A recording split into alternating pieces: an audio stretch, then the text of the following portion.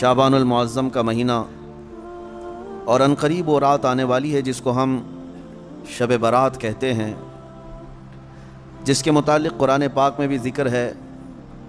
अल्लाह ताला ने यूँ फरमाया, हामीम वल किताबिल मुबीन इन्ना अंज़लनाहु फ़ी लैलतिन मुबारकतिन इन्ना कुन्ना मुंज़िरीन फ़ीहा युफ़रक़ु कुल्लु अम्रिन हकीम। बाज़ मुफ़स्सिरीन ने फरमाया कि इस आयत का ताल्लुक़ इस 15वीं शाबान की रात से है। बहरहाल इतनी बात तो सारे लोगों को पता होगी कि अब हमारे ज़िंदगी का एक बाब 14वीं शाबान को बंद हो जाएगा और 15वीं शाबान को हमारे नए साल के तमाम मामलात का दरवाज़ा फिर से खोला जाएगा। यानी इस रात को अल्लाह ताला फ़रिश्तों पर तमाम मामलात का हुक्म नाजिल फरमाता है कि फ़लाँ बंदे के साथ साल भर में क्या क्या होना है।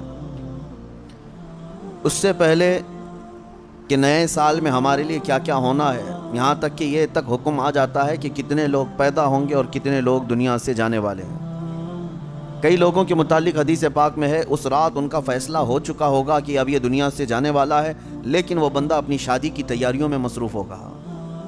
किसी के मौत का परवाना जारी हो चुका है लेकिन वो अपने घर बनाने में मसरूफ़ होगा, वो अपने कारोबार के तरक्याती कामों में मसरूफ़ होगा। उसे अंदाज़ा तक नहीं होगा कि उसका फरमान निकल चुका है। लेकिन उससे पहले की एक बात कि 15वीं शाबान को हमारे मुतालिक क्या क्या अहकामात नाजिल होंगे, ये साल शुरू होने पर है। लेकिन उससे पहले कि हमारे आमाल जो पेश होंगे अल्लाह की बारगाह में साल भर के, इस सिलसिले में तो अब हम गौर कर सकते हैं। इसलिए कि ये भी फरमाया गया कि ख़ात्मे पर सब कुछ दारो मदार है आमाल का। जो आप लोग सुनते हैं ना, first impression is the best impression, लेकिन यहाँ पर उसके बरअक्स है, last impression is the best impression.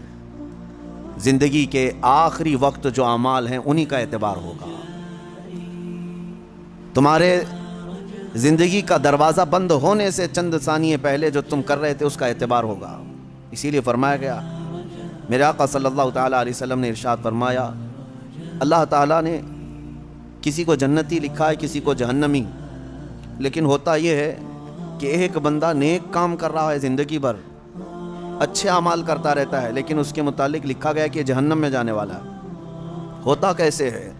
फरमाया गया, मौत के आने से चंद दिनों पहले या चंद लम्हों पहले वो ऐसे गंदे कामों में मसरूफ़ हो जाता है जो जहन्नम की तरफ ले जाते हैं। उन्हीं कामों में उसकी मौत होती है और ख़ात्मे पर ही सब कुछ दारो मदार है, फिर उसे दोज़ख की तरफ ले जाया जाता है। और किसी के मुतालिक अल्लाह ताला ने जन्नती लिखा है जबकि उसके काम बुरे थे, ज़िंदगी में अजब अजब काम किया करता था। ये कैसे? फरमाया गया कि वो बुरे कामों में मसरूफ़ तो रहता था, लेकिन मौत से पहले अचानक वो अल्लाह की तरफ आ गया, मस्जिदों की तरफ आ गया, ये महाफिल में बैठने लग गया, और इसी असना में उसकी मौत हुई। तो आखिर में जो कुछ करता था उसी का एतबार किया जाएगा और उसे जन्नत भेज दिया जाएगा। मेरे अजीज़ों, अब 15वीं शाबान से पहले मेरे ख़्याल से 4 या 5 दिन बचे हैं। इस साल जो कुछ भी गुज़रा है इस पर अब एक दरवाज़ा बंद होगा और अल्लाह की बारगाह में इस साल की किताब पेश होगी। यानी शमसी साल के एतबार से, अंग्रेज़ी महीनों के एतबार से 2022 और 23 इनकम टैक्स का हिसाब ऐसे ही चलता है, 20-21, 21-22, 22-23। इस तरह से आपका 22 और 23 का हिसाब 4 दिन के बाद अल्लाह करीम की बारगाह में जाने वाला है। साल भर क्या क्या किया इसका एहतसाब भी ज़रूरी है। अगर ख़ुद से कैलकुलेट करोगे तो फ्यूचर तुम्हारा, मुस्तकबिल अच्छा हो सकता है। अगर एहतसाब नहीं करोगे तो पुरानी गलतियाँ वैसी की वैसी रह जाएंगी और उसी पर तुम आगे इमारतें बढ़ाते चले जाओगे। एहतसाब औलिया कामिलीन की महफिलों की एक ख़ास तरबियत का नाम है, एहतसाब। यानी आप आगे के ईंट रखने से पहले पीछे एक बार देख लो कि मुझसे ख़ताएँ कहाँ कहाँ हुई हैं, गलतियाँ किन किन बातों पर हुई हैं, और इसी को कहते हैं एहतसाब। ये 4 दिन जो आपके पास बचे हैं इस एहतसाब के लिए बहुत उम्दा हैं। और फिर हो सके तो जैसे हमारे बुज़ुर्गों का मामूल है, हम 14 शाबान को भी 15 शाबान को भी रोज़ा रख लेते हैं। वजह क्या है? بعض لوگ خامخواہ ہم سے بحث کر رہے ہیں، اس کی دلیل کہاں ہے، اس کی دلیل کہاں ہے، یہ کہاں سے ثابت ہے، وہ کہاں سے ثابت ہے۔ ان کو شب برات کے روزوں کے متعلق بڑی عجیب سی بات ہے۔ بات صرف اتنی سی ہے کہ ہماری تمنا یہ ہے کہ ہمارے اعمال جب اللہ کی بارگاہ میں جا رہے ہوں 14 شعبان کو، اس وقت بھی ہم روزے کے عالم میں ہوں، اور جب ہمارا نیا سال شروع ہو رہا ہو اس وقت بھی ہم روزے کے عالم میں ہوں۔ کیا یہ بہتر طریقہ نہیں ہے؟ اسی لیے بزرگوں کا معمول رہا کہ اس سال جو بھی چلا، جیسا بھی گیا، گزرا تو ہے، لیکن اخیر وقت کچھ ایسے اعمال کر لو کہ اللہ کی بارگاہ میں جب یہ پیش ہوں تو تمہارے لاسٹ امپریشن کو دیکھا جائے، تمہارے آخری اعمال کو دیکھا جائے کہ آخر میں یہ کیا کرتا تھا۔ اور ہو سکتا ہے اس آخری عمل کی بدولت اللہ تعالیٰ پچھلے تمام گناہوں کو معاف فرماتے ہیں۔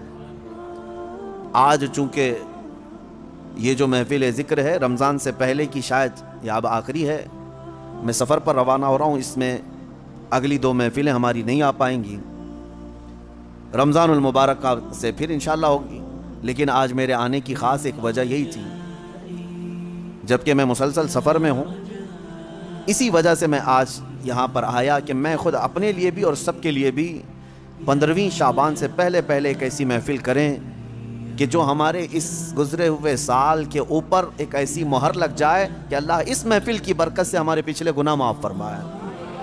بہرحال خلاصہ کلام یہ ہے، 4-5 دن باقی رہ گئے ہیں 15ویں شعبان کو، اور اس سال کا چیپٹر کلوز ہونے جا رہا ہے۔ ہمارے سارے اعمال اللہ کی بارگاہ میں پیش ہوں گے، فرشتے لے کر کے جائیں گے، مولا پچھلے سال 15ویں شعبان سے لے کر اس سال کے 14 شعبان تک ان لوگوں نے یہ سارے کام کیے، اب تمہیں پتہ ہے، اللہ کو پتہ ہے کیا کیا کیے، تم نے کتنی نمازیں چھوڑی وہ بھی لکھا ہوگا، کتنے روزے تم نے رمضان میں پچھلے مس کیے وہ بھی لکھا ہوگا، کتنے زکوٰۃ دبا کر کون بیٹھا ہے وہ بھی لکھا ہوگا، کتنے تم نے لوگوں کے مال کھائے وہ بھی لکھا ہوگا، کتنوں پر غلط نگاہ ڈالی وہ بھی لکھا ہوگا، کتنوں کے ساتھ دھوکہ کیا ہے وہ بھی لکھا ہوگا۔ یہ تمام چیزیں تو اس میں لکھی ہوئی ہیں، اور اسی حالت میں اب یہ جانے والے فرشتوں کے ہاتھوں اللہ کی بارگاہ میں رپورٹ جا رہی ہے۔ تم 1000 چلاؤ، رپورٹ تو جائے گی، کیونکہ فرشتے وہ نہیں ہیں جو رشوت لے کر رپورٹ بدل دے۔ ہاں، انکم ٹیکس والے نہیں ہیں وہ اللہ کے فرشتے ہیں۔ لا یعصون اللہ ما امرهم ویفعلون ما یؤمرون۔ اللہ نے جس بات کا انہیں حکم دیا اس میں ایک رتی برابر وہ نافرمانی نہیں کرتے، جس بات کا انہیں حکم دیا گیا وہی کرتے ہیں۔ وہ اپنی ڈیوٹی کے پکے ہیں، لے کر جائیں گے، ابھی سب کے اعمال لے کے جائیں گے۔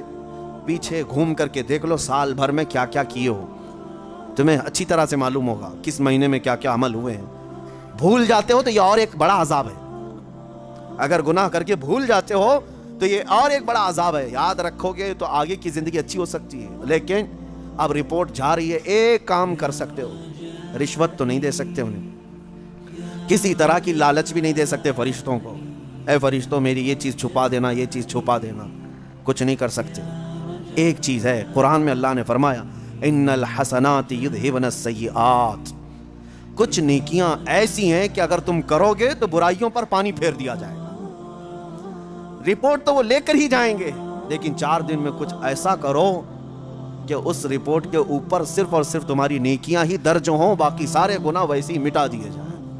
یہ ہو سکتا ہے آج کے ذکر کو بھی نہایت ہی خلوص کے ساتھ اللہ کی بارگاہ میں اپنے پچھلے تمام گناہوں سے توبہ کرتے ہوئے کھڑے ہو جاؤ، اور اس کے بعد یہ عہد بھی کرو کہ اے اللہ میں سچی توبہ کے ساتھ تیرے دربار میں آیا ہوں، میں جب جب بھٹکوں، جب جب میرا قدم ڈگمگائے، آج اتنی دعا ہے کہ مولا میرے قدموں کو سنبھال لے اور مجھے دنیا میں ڈوبنے سے بچا لے، جب تک زندہ رہوں اپنی رحمت میں جگہ دے، جب آنکھیں بند ہوں تو دامن مصطفیٰ میں مجھے جگہ عطا کر دے۔ بس اس دعا کے ساتھ میں اپنی گفتگو کو ختم کرتا ہوں۔ اللہ کریم ہمیں بچے ہوئے ان دنوں میں نیکیاں کثرت سے کرنے کی توفیق عطا فرمائے، اور رمضان المبارکہ تک ہماری زندگی کو اللہ دراز فرمائے۔ دعاؤں کی درخواستیں آئی ہیں امتحانات میں کامیابی کے لیے، جمعہ میں بھی میں نے دعا کیا ہے، اللہ تبارک و تعالیٰ اس ذکر کی محفل کی برکت سے ہمارے جتنے بچے امتحانات میں ہیں غیب سے مولا ان کو کامیابی عطا فرما، اور خاص طور پر ان بچوں کے لیے جو ذکر میں آتے ہیں ان کے لیے میرے دل سے دعا ہے کہ مولا انہیں محروم نہ فرما۔ یہ رب ذوالجلال یہ تیرے ذکر کے نام کی لاج رکھ لے کہ ان بچوں کے دلوں میں یہ یقین پیدا رہے کہ انہیں کامیابی جو ملی ہے تو اللہ کے ذکر کی برکت سے ملی ہے۔ انشاءاللہ العزیز ایک بار پاس ہوں گے تو پھر اگلی بار دیکھیں محفل بھر جائے گی ویسی، اور انشاءاللہ اگلی بار پھر 12ویں والے ہی رہیں گے، ہاں پھر وہی لوگ رہیں گے جن کا ایگزام آ رہا ہوگا۔ اللہ کرے کہ ایسا ہی ہو۔ یہاں سے اگر کامیابی ملتی ہے تو اس سے بہتر چیز اور کیا ہو سکتی؟ ہاں میرے عزیزو، اللہ تعالیٰ تمہارے دلوں کو یہیں پر لگائے رکھے، اور جو بیمار ہے مولا ان سب کو شفا کاملہ عاجلہ نصیب فرمائے۔ اللہ رب محمد